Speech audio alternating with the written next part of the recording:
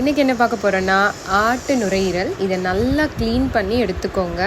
அப்புறம் தக்காளி, வெங்காயம் இது எல்லாமே எவ்வளோ நம்ம தேவையான அளவுக்கு கட் பண்ணி எடுத்துக்கோங்க. அதுக்கப்புறம் நம்ம குக் பண்ண ஸ்டார்ட் பண்ணலாம். எண்ணெயில் சோம்பு, பட்டை, லவங்கம் இது எல்லாத்தையும் போட்டுக்கோங்க. வெங்காயத்தை நல்லா பேஸ்ட்டு மாதிரி அரைச்சி ஊற்றிக்கோங்க. தக்காளியும் இப்படி பண்ணிக்கோங்க, ஏன்னா இது கிரேவி, அதனால் இந்த மாதிரி பண்ணிங்கன்னா ரொம்ப நல்லா டேஸ்ட்டாக இருக்கும். இஞ்சி பூண்டு அதோடு சேர்த்து சீரகம், மிளகு இதையும் சேர்த்து அரைச்சிக்கோங்க. காரத்துக்கு ஏற்ற மாதிரி மிளகு போட்டுக்கோங்க. ஆனால் மிளகு காரம் போட்டால் ரொம்ப நல்லது உடம்புக்கு, அதனால் கொஞ்சம் எக்ஸ்ட்ரா போட்டுக்கோங்க. க்ளீன் பண்ணி வச்சுருக்க இந்த நுரையீரலையும் போட்டு நல்லா அதோட மசாலாலாம் அதில் போகிற மாதிரி ஃப்ரை பண்ணிக்கோங்க.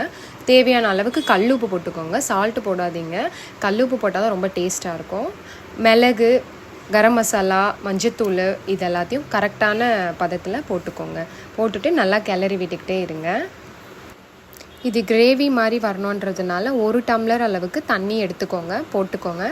ஊற்றி குக்கரை மூடி வச்சுருங்க. ஒரு 5 விசில் இல்லை 6 விசில் வர வரைக்கும் விடுங்க. அதுக்கப்புறம் ஓப்பன் பண்ணி பாருங்கள். நல்லா கமகமன்னு வாசத்தோட செம்ம டேஸ்டான ஒரு நுரையீரல் கிரேவி ரெடி ஆகிடுச்சு. இதை நல்லா சுடு சாதத்துக்கு வச்சுக்கிட்டு சாப்பிட்டா சும்மா அட்டகாசமாக இருக்கும். ட்ரை பண்ணுங்கள் நீங்களும்.